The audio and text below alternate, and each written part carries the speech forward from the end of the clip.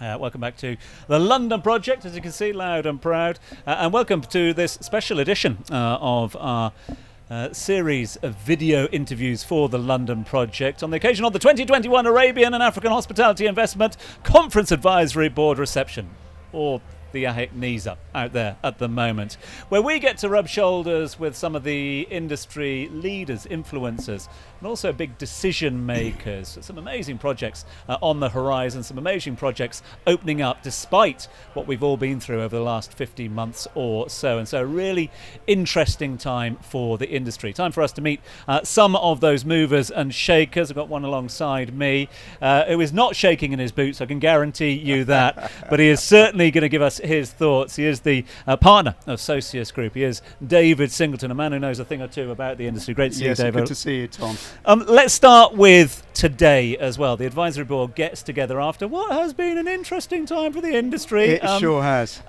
What were the discussions like, and your biggest takeaway from those discussions? Do you know what it was, Tom? When we all got together in a room, we have not been in the same room together since Amsterdam, February 2020. For nearly all of us, this was our last overseas trip. None of us can remember it.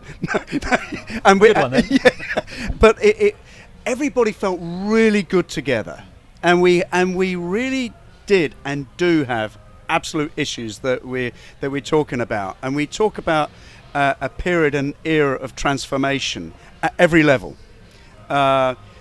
People change, human resources, where are we getting the talent from these days? The fallout in the industry, it depending on what article you read, in England you'll see 10% of the industry hasn't reopened. I'd suggest it's greater than that.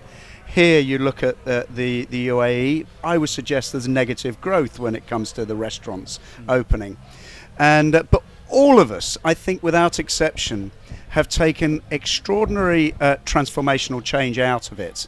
And a lot of it is we're getting back to our roots, getting back to our rookie skills, and what did we really used to do really well, about staffing, getting the right staff behind the bar, on the floor. I was just talking about it with a team here, we haven't got the people around us anymore. A lot of them have gone back to their home countries over the last year or so. And as the industry has opened up, what do we do, and how do we make sure we got the right people? And we talk about the role of the aggregator in the industry, the role of hotels. And I was reflecting about, and I've had this kind of ideology for quite some time, that no matter the pandemic that we're in, and I've worked through crises around the world. I've worked in 40 countries around the world. I saw 2 crises going through in Russia when I worked there, and here, February last year we had a shotgun, took us all out, and no one was ready for it. And now, and as I look there, the role of the entrepreneur is really teaching us a thing or two in the industry. And also brands like this, where we are on the London Project, if you've got something that's unique and stand out and well run and well located, you are going to do well. But you can't leave anything to chance in this business, more than ever now. You mentioned there that it's been a tough time, goes without saying, for the whole industry. There ain't no one that's not been affected in one way or another. But are there grassroots, are there positives to take out the negative? Yeah. And to that end, what does the industry look like at the end of 2022? I think much the same. I think we are seeing green shoots. I mean, I've been in a series of meetings today where I'm talking about bringing brands from around the world to the Middle East and the UAE, particularly, unique stand-up brands that don't exist here. Where you've got developers have got to have a point of difference to drive footfall. Where you can take big spaces. Historically, someone would take a 10,000 square foot space and put one brand in it. Now, Steve and I were just talking about how do we take a 20,000 square foot space and put 6 cool spaces in. And something I was talking about with a design agency that I work with, who's to say that this isn't the last of this pandemic? Look at India right now, look at Europe right now. We're still up to our eyelashes in this. And we've got to be very careful about what if this came again, and how can we somehow protect ourselves against it. And if I do have one of these 10,000 square foot spaces, how can I maintain the intimacy and the vibe and the cool in it still without having to shut it all down?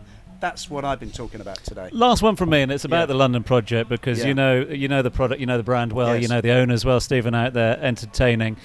They took a punt with the Yeah. aim to buy. They've taken a hit with Yeah. COVID-19. Yes. He's opening the London project in London as well. He's floating it down the river Isn't as it we cool? speak at the moment. Yeah.